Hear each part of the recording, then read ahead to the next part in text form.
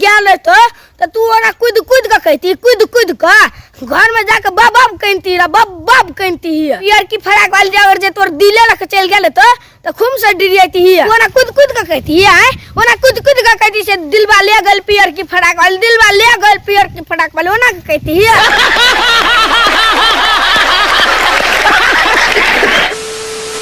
Hello दोस्तों, अपना सुन के नाचे फिर चले ले एक रोस्ट वीडियो लेके उद्देश्य प्रेमी दिलवा ले गल पियर की फराक वाली। तो चलो आई के वीडियो शुरू करे से पहले बता देती चैनल के सब्सक्राइब कर दियो,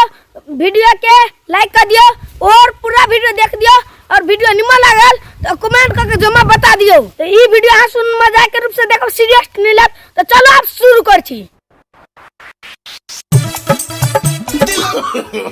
no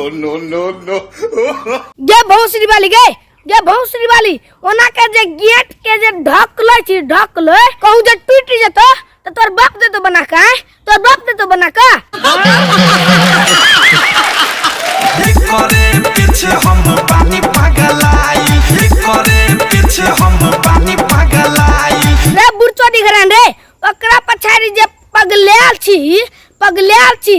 तो अपना साथी के कैला सुनबे छी तो अपना साथी के कैला सुनबे छी उ छौरी के सुनेबी कि तो अपना साथी के सुनेबी तो अपना साथी जर बियाह करबी कि छौरी जर बियाह करबी रो तो अपना साथी जर बियाह करबी अपना साथी जर बियाह करबी से तो अपना साथी के सुनबे छी जो न छौरी के सुनबे का ना जो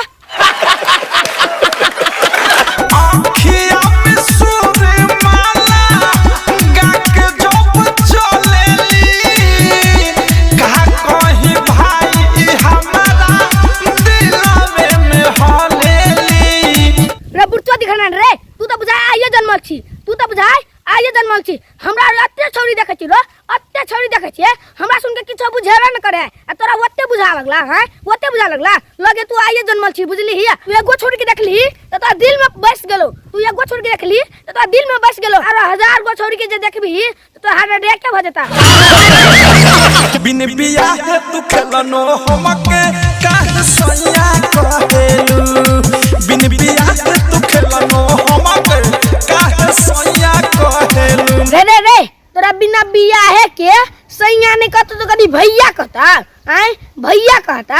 ने भैया कहतो तो साले राखी बनबैत रहे साले लेकिन ओना सट्टा ने करे बुझली अखन से तोरा बहुते देख छु सट्टा करे बहिन जर केला ओना सट्टा कर छी तो केला कर जा नाले आइला पिया हो काहे नाले आइला पिया हो पावा के पहचानिया काहे नाले आइला पिया रे पावा के पहचानिया तोर सैया किलन किन कैसे था तो वो ये सैलरी ने दे बुझली हिया हम कहले हमरा चले टॉयलेट साफ करे तो बोलो नहीं आलो तो तोरा कदस जतो किन का नहीं तोरा आवे के विचार तो या हमरा या एकटा उहा नहीं सब चीज देब किन के ये भी हमरा टॉयलेट साफ करे ले ये भी तो या तोर से या कमेबे न करे हो तो कत्ता से देतो किन का कत्ता से देतो नहीं तोरा पेरिया के बेसी शौक ले गेलो तो चलिए न हमरा या एकटा उहा नहीं सब चीज देबो टॉयलेट साफ करबी या पोल्हावत चुमाली हो 3 बजे भोर हडिया में बोलावत चुमा ले 3 बजे भोर हरिया में ई कौन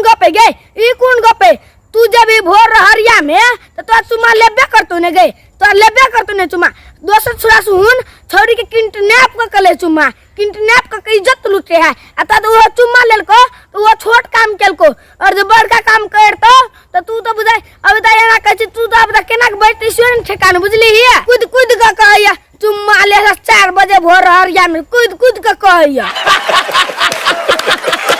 घर में यारावे पर खूब बनाती नैहर में यारावे पर खूब बनाती गे नहरा में यार बा कथि दे छल से खूब बने छली यार बापा कथि दे छलो गे कि लॉलीपॉप दे छल कि कथि दे छल से खूब बने छली यार बापा हैं कथि दे छला हम न कहदे पिया के खोलती